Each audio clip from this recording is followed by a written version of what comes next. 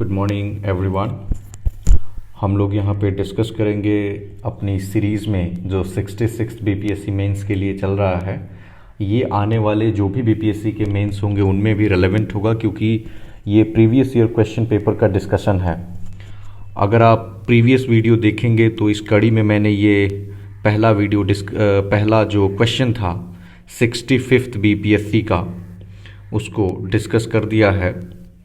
इसको मैंने डिस्कस कर दिया है कि फंडामेंटल राइट का एक क्वेश्चन था, आप इसको जा करके देख सकते हैं, काफ़ी एक्सटेंसिवली डिस्कस किया हुआ है।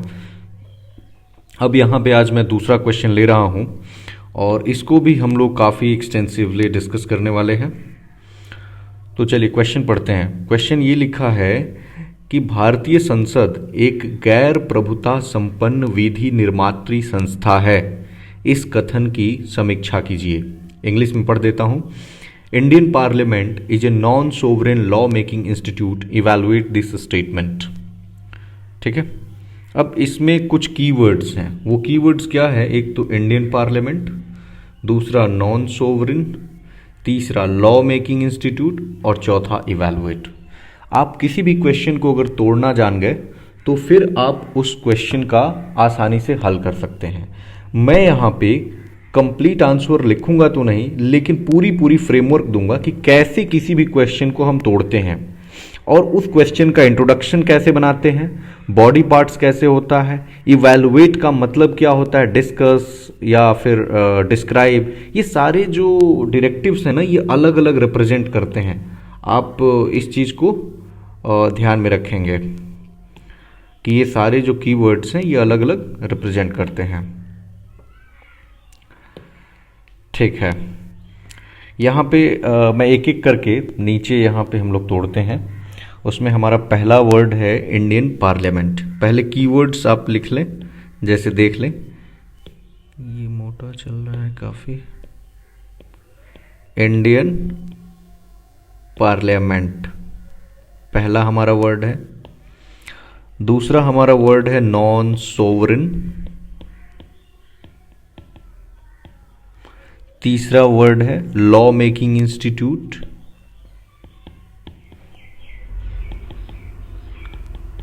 और चौथा वर्ड है इवैल्यूएट। ठीक है, हमारा जो बॉडी पार्ट होगा उस बॉडी में सबसे पहले इंट्रो लिखेंगे। हमारा इंट्रो होगा। देखिए, एक चीज ध्यान रखना है कि ये इंट्रो वर्ड वहां पे आंसर में नहीं लिखना है, यहां मैं समझने के लिए सिर्फ बता रहा हूं।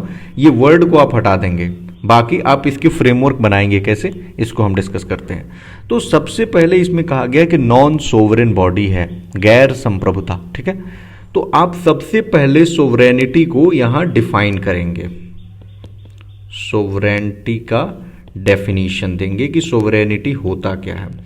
तो सोवरेनिटी ये होता है कि कोई भी अगर बॉडी है या संस्था है, उस पर कोई बाहर से इन्फ्लुएंस करके और डिक्टेट नहीं करेगा, मतलब बाहर का मनमानी नहीं चलेगा, बल्कि वो स्वतंत्र रूप से फंक्शन करेगी। जैसे कि कहा जाता है कि India is a sovereign country. इसका मतलब ये है कि भारत जो है अपने अफेयर्स को अपने अनुसार चलाता है, न कि गवर्नमेंट ऑफ इंडिया एक्ट 1935 जैसे आते थे उसके तहत।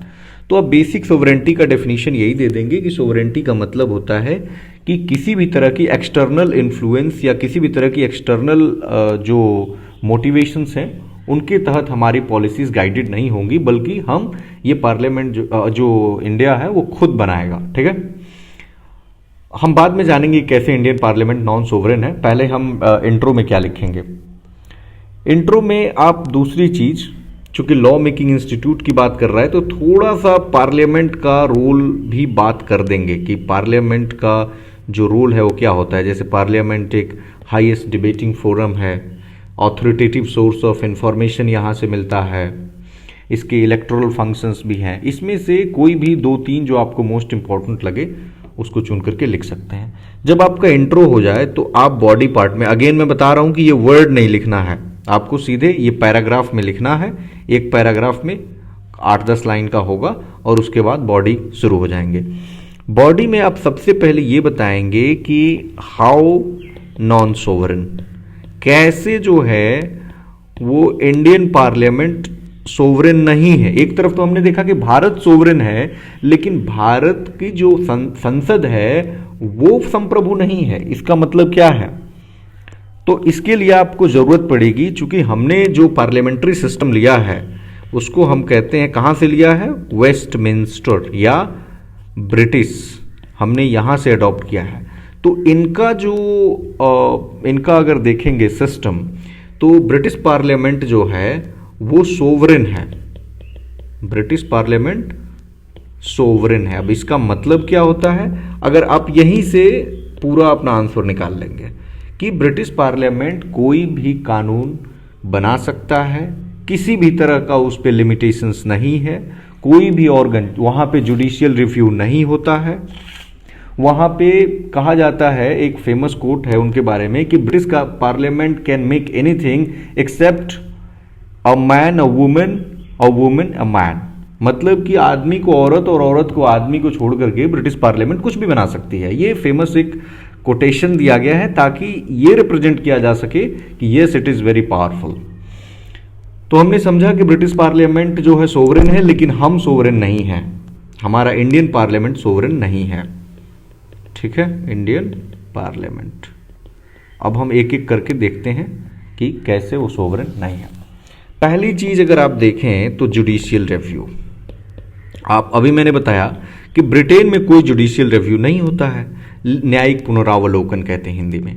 तो इंडिया में जुडिशियल रिव्यू है। आपको पता है कि अगर संसद कोई कानून बनाती है और उसमें जुडिशरी को लगता है कि इस कानून ने संविधान की मूल भावना को, जो बेसिक स्ट्रक्चर है, उसको ठेस पहुंचाया है, तो जुडिशियल रिव्यू के तहत उसको जो है स्ट्रक डाउन कर सकती है, मतलब उसको खारिज कर सकती है। ठीक है, ये पावर मिला हुआ है।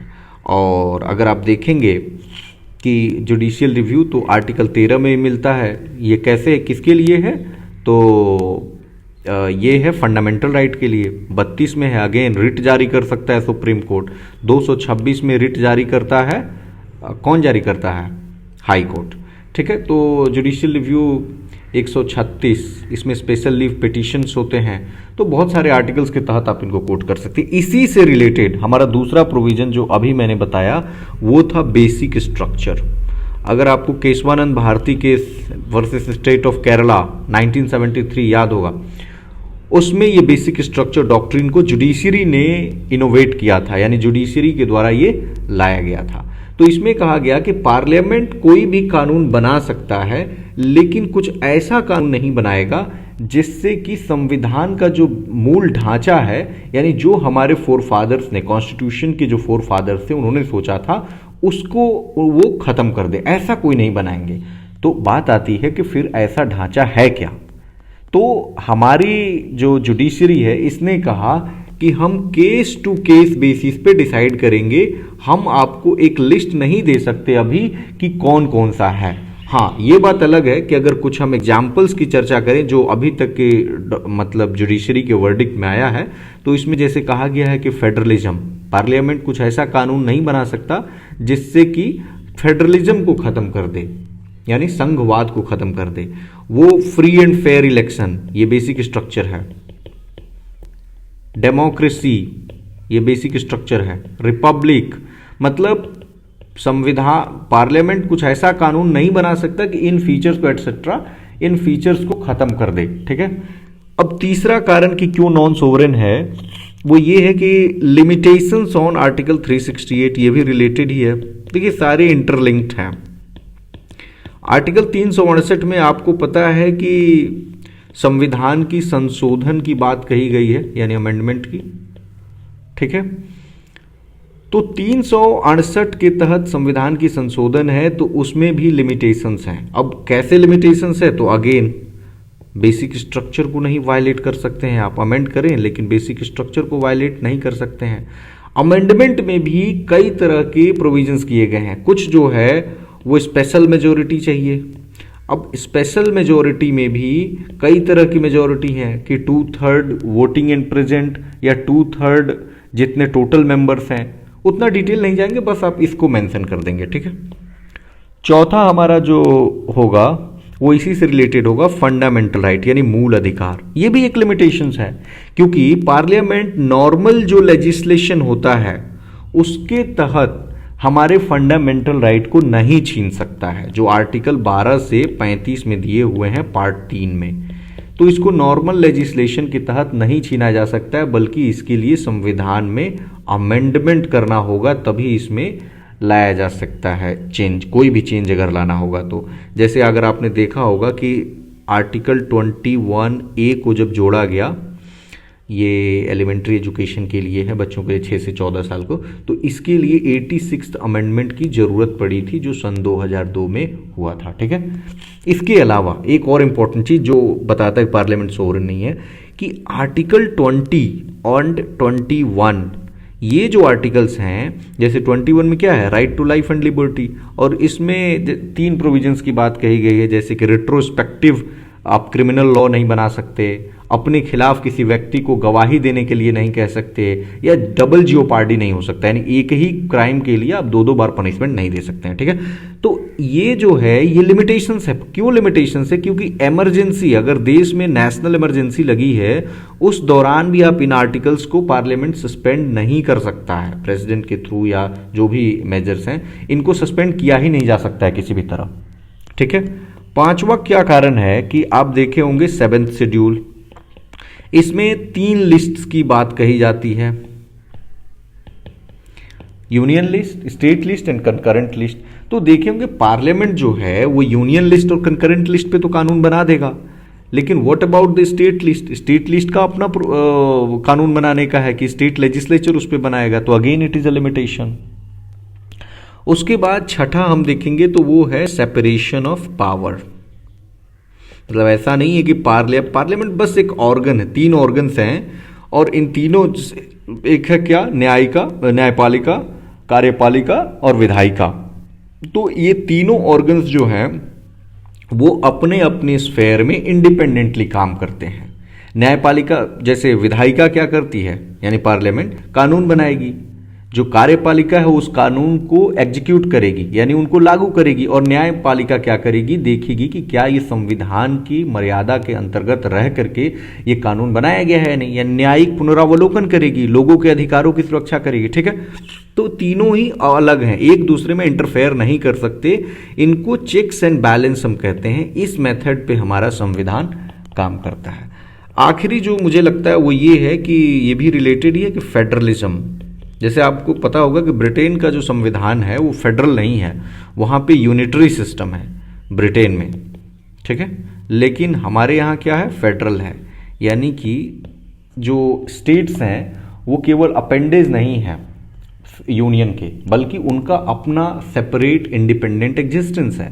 यूनियन लिस्ट में अगर पार्लियामेंट बना रही है तो स्टेट लिस्ट में वो बना रहे हैं, एक्सेप्ट सर्टन सिचुएशंस।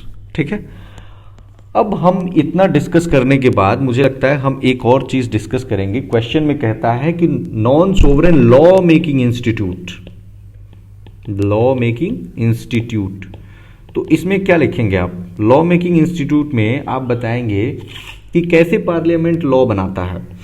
तो इस प्रोविजन को लिखेंगे, जैसे कि आप जो अभी मैंने लिस्ट बताया, तो यूनियन लिस्ट और कंकरेंट लिस्ट की चर्चा करेंगे, फिर बताएंगे कैसे हाईएस्ट यहाँ पे डिबेट्स होती हैं, और उसके बाद फिर ऑथोरिटेटिव सोर्स ऑफ इंफॉर्मेशन है, और हल्का सा इसको मेंशन करते जाएंगे। ठीक है, और प्रोसीजर्स किस तरह से अपनाए जाते हैं, मतलब बहुत डिटेल में नहीं जाना है वरना आंसर बहुत लंबा हो जाएगा। ठीक है, तो चूंकि अगर इस पोर्शन को मेंशन करेंगे तो आपका जो ये कह रहा था ना इवैल्यूएट, तो ये दोनों पक्ष का आप एक तरह से दोनों पक्ष को आप मेंशन कर देंगे, और इवैल्यूएट करके, और अपना, चूंकि इवैल्यूएशन में आपको अपनी ओपिनियन रखनी जरूरी है, और खासकर जब आप कंक्लूजन लिखेंगे तो उसमें तो जरूर।